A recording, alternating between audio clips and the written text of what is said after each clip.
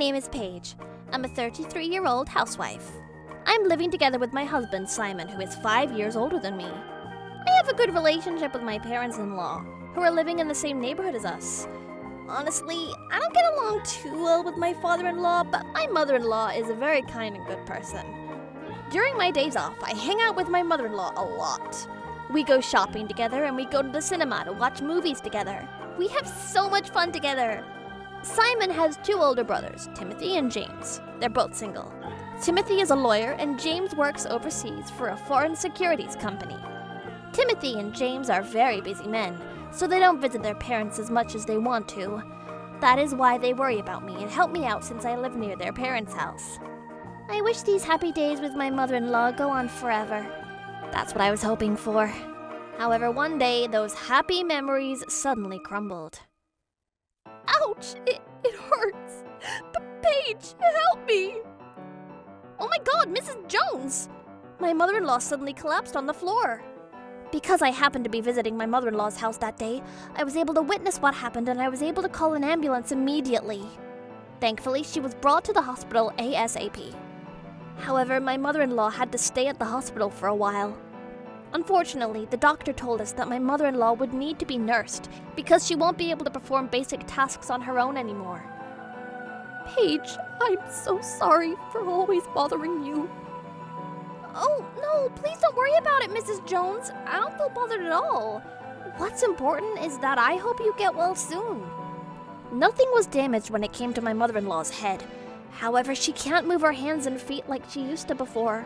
She can't even read books anymore, or even do any of the handicrafts that she loves. Of course, in that condition she's in, she can't go shopping or go to the cinema to watch movies together. She also can't send messages to me like she used to. What should I do? There's a time limit for visitations at the hospital, so my mother-in-law will probably feel lonely if she lies on the hospital bed all alone without anyone to talk to or joke about with. I wonder if there's a way for my mother-in-law and I to have a conversation without using social media. I wanted to continue communicating with my mother-in-law just as much as we used to before she became an inpatient at the hospital. I thought long and hard of a solution to my problem. Then a wonderful idea popped up. Ta-da! A recording device! The idea is for my mother-in-law and I to have a recording device each, and we will record what we want to say to each other, or even the little things that happen during the day that we want to share. We will then exchange our devices when I visit her next time. That was the idea I had. What do you think, Mrs. Jones? It's a good idea, isn't it? It's a kind of communication using recording devices. Kind of like sending letters to each other, but in the form of a voice. This way, I'll still be able to check on my mother-in-law on how she's doing, even during the days when I can't visit her at the hospital.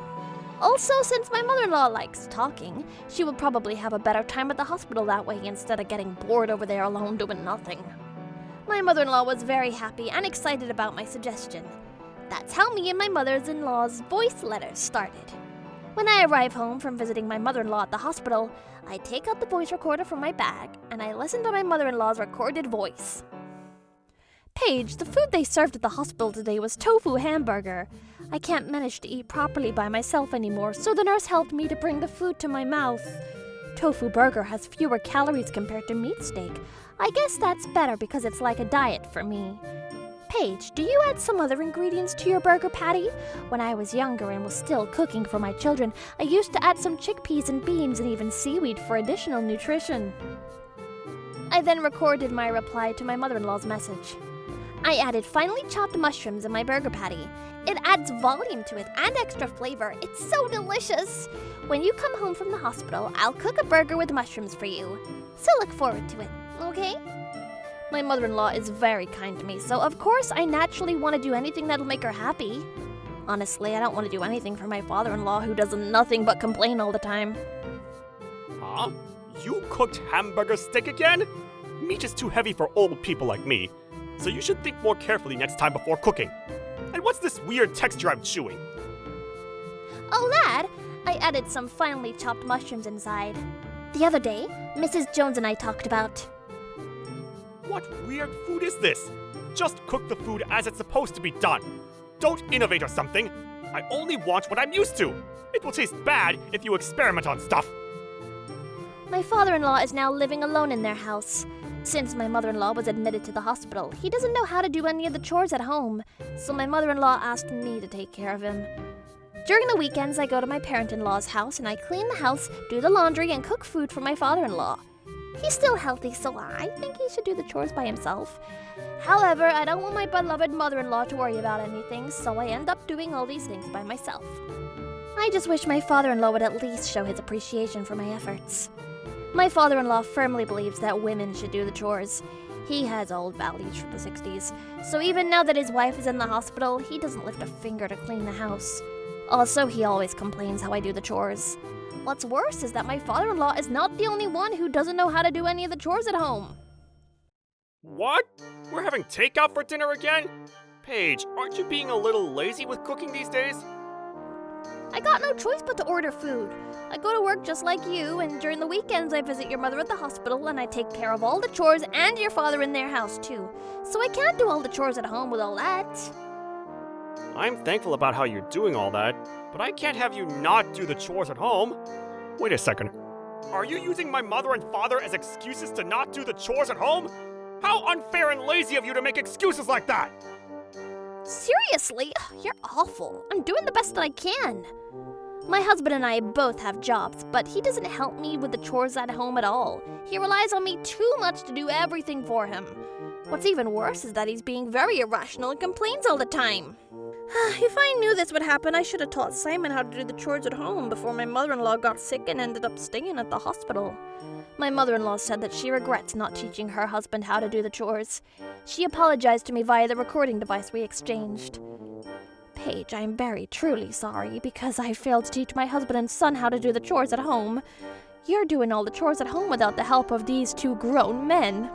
If there ever comes a time where I can't take care of myself anymore and I need to be taken care of the whole day, please don't hesitate to send me to a nursing home, okay? I'm worried that if I go home and when I get better, you might have more to do in addition to your already busy schedule. Please allow me to discuss this topic with you the next time you visit me, okay? My mother-in-law's a very serious situation right now, but she keeps on worrying about me. My eyes welled up and my tears started rolling down my cheeks. Come to think of it, my mother-in-law is right. I don't think that my father-in-law will be able to take care of her, not with that lazy attitude of his. But I think that it's impossible for me to take care of her when she goes back home. I have a lot on my plate already. If I add this to my daily agenda, I might just burst. I decided to ask for advice from Simon, my husband. Simon, about your mother's discharge from the hospital? Yeah, Mom will soon be back home from the hospital. I guess it's about time that we think about what to do when that time comes. After she gets discharged from the hospital, she still needs to be nursed. So I guess we'll have to live together with my parents, and we'll take care of them. Wait, what? What do you mean by we will take care of them? After your mother gets discharged from the hospital, it'll be impossible for her to live in their house. Your father doesn't do any chores in their house. How do you expect him to take care of your mother? And you say that we will take care of her, but you never do anything to help. If we live together with your parents, I'll have to carry all the burden. So what's your suggestion then? I think that there's no other choice but for your mother to go to a nursing home. What? How could you suggest that? Do you hate my mother so much? I thought you two were very close. How dare you say that she should stay at the nursing home? No, I don't mean anything bad. I love your mother, but the reality is that I can't possibly be the only one taking care of her. Your mother actually wants to go to a nursing home. She only said that because she doesn't want to hurt your feelings. You don't even know that? Whose fault does he think it is that his mother said that? I screamed inside my head. Anyway, let's discuss this with your older brothers, Timothy and James. We need to think about how to take care of your mother after she gets discharged from the hospital. I can handle taking care of your mother if there's no other choice, but I don't plan on having to look after you and your father as well. This is draining my energy. You're talking too much. All right. Simon answered tartly. If I had to take care of just Simon and his father, I would have already been on a plane right now back to my parents' home. But if I do that, my mother-in-law might become sad, so I can't make such a bad decision. My mother-in-law is already very weak physically because of her illness. I don't want to give her more problems. That's what I thought, so I continued to enjoy the situation. My mother-in-law finally got discharged from the hospital, and because I persuaded my husband desperately to discuss the matter with his father and older brothers, it's finally been decided that my mother-in-law will go to a nursing home with a good reputation. My mother-in-law gets discharged from the hospital today, and she will move in straight to the nursing home. Simon said that he will deal with the discharge process, and he will also be the one to send his mother to the nursing home. So I decided that I would go straight to the nursing home and help with the preparation to welcome my mother-in-law into her new residence. My mother-in-law is probably about to leave the hospital and head to the nursing home. I guess it's about time I head there too. However, when I was just about to leave the house, my phone rang and it was from my husband. Hello? Paige? Hello? Is everything okay? How's the discharge process done? Yeah, I already took care of it. Anyway, I'm on my way home with my mom. So you also head to my parents' home, okay? What? I thought about it, but how about we just don't send her to the nursing home? Let's just take care of her at home. And let's take this as an opportunity to live together with them. What are you saying? We already agreed on sending her to a nursing home. This is not what we agreed on. Because I thought that if I told you this, you would disagree. So I secretly canceled the contract to our apartment, and I already called in the movers to send all our stuff. I thought that since you'll be busy from now on with taking care of my mom, I took the liberty to do the administrative procedures for you. I'm such a good husband, aren't I? Simon sounded so excited and expected to be thanked for what he did. Who in the world will thank him for such selfish behavior? And did he mention that I will become busy with taking care of his mother?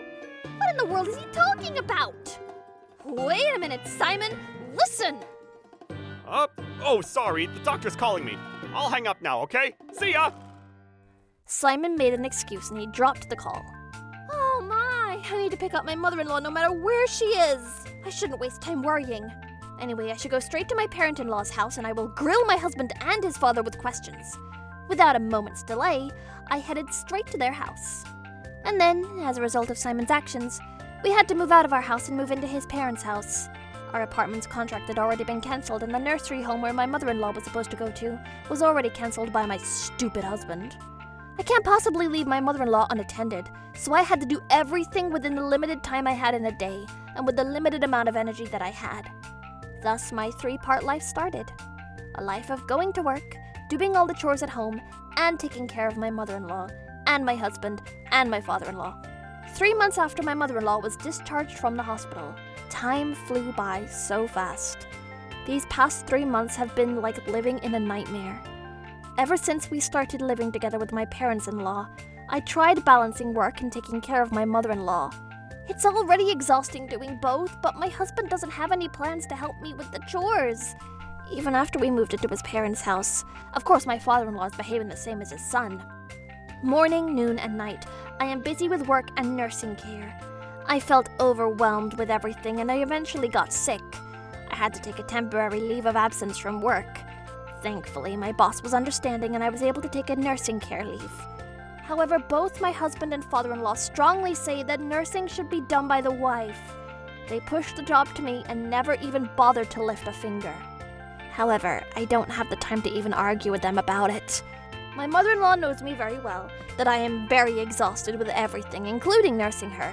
She apologizes to me every day and cries. I don't want to burden my mother-in-law any more than she already is, because her body is becoming very weak with her illness. This shouldn't be how it's supposed to be. I need to do something about this situation. That's what I've been thinking, but since I'm so exhausted every day, I couldn't find a way out of this misery. 3 months later, Mother-in-law! I desperately clung to my mother-in-law's coffin and I cried my heart out. Half a year after living together with my parents-in-law and nursing her worrying about me might have contributed to that. But my mother-in-law's body became feeble by the day and she passed away.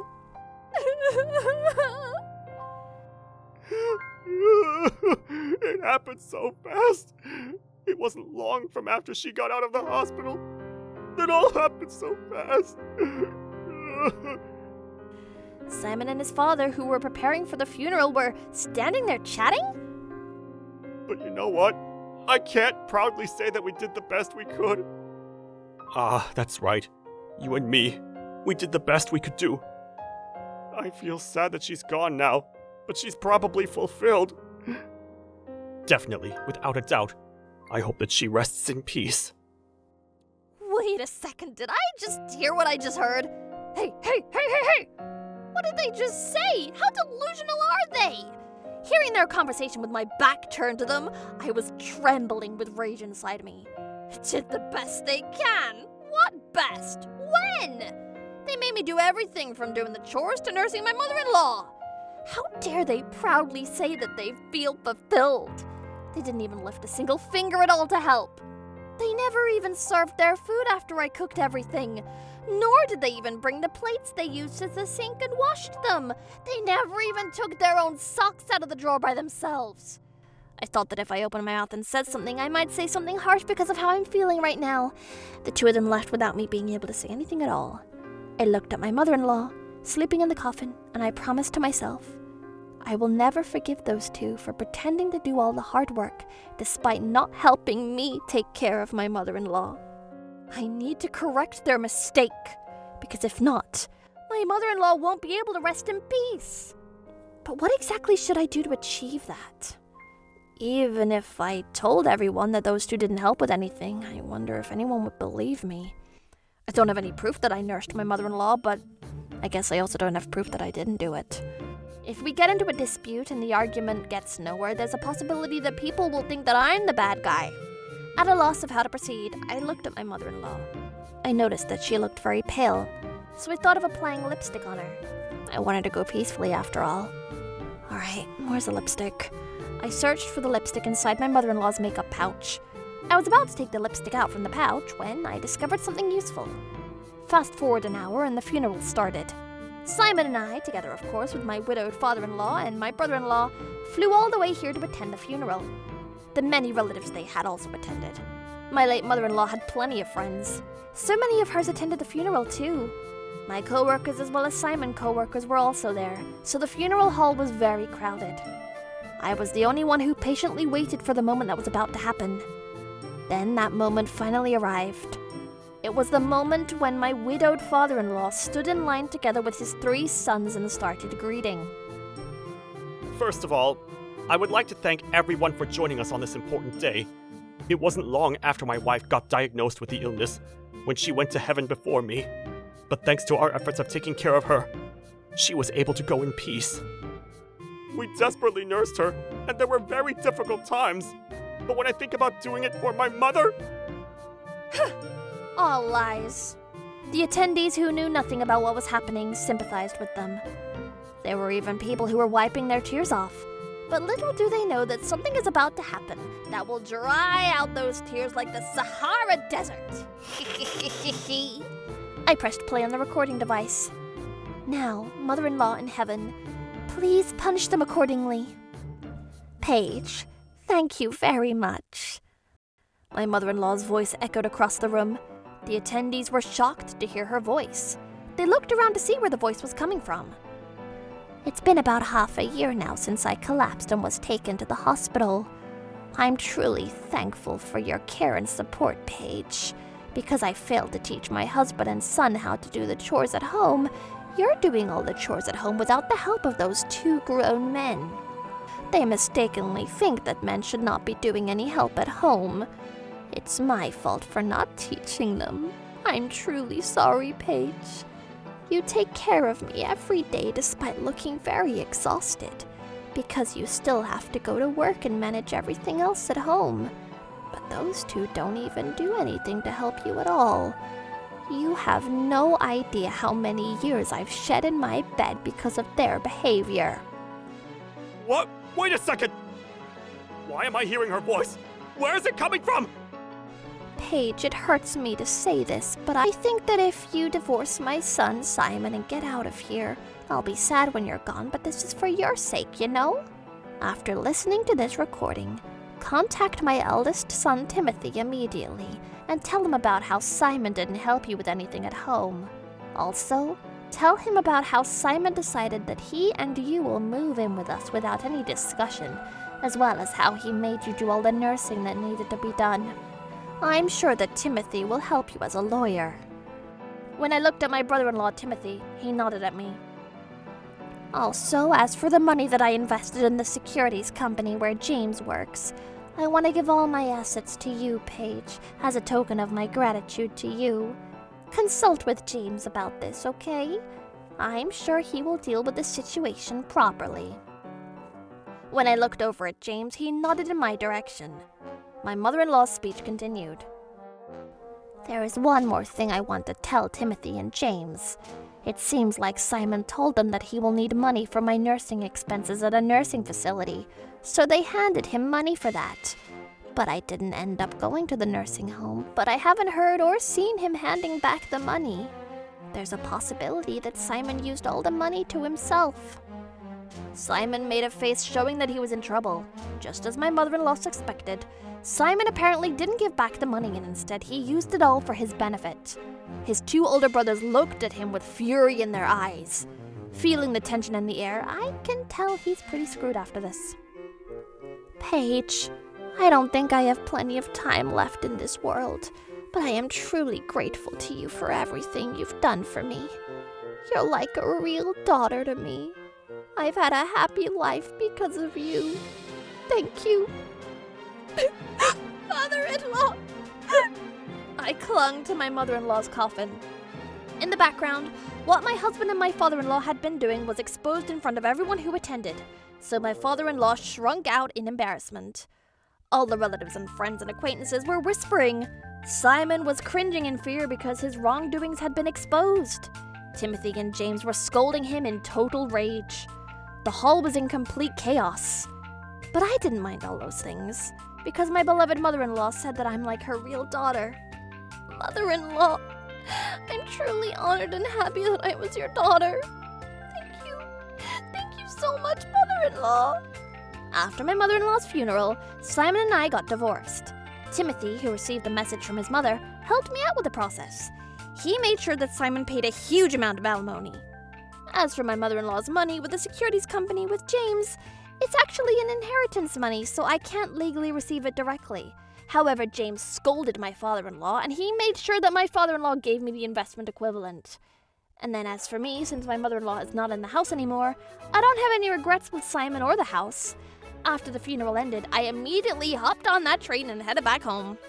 Those grown men don't know how to do a single chore. So after I left, the house immediately became very dirty and stinky. Apparently, it's now like a dumpster filled with all sorts of insects and weird smells. Also, since their relatives and neighbors all attended the funeral, their wrongdoings spread like wildfire, so nobody wants to help them now. As for me, after I escaped my living hell with those two, I returned to the company where I had been on nursing care leave. Using the recording device as a talisman, I will open up a brighter future and start fresh with my new life.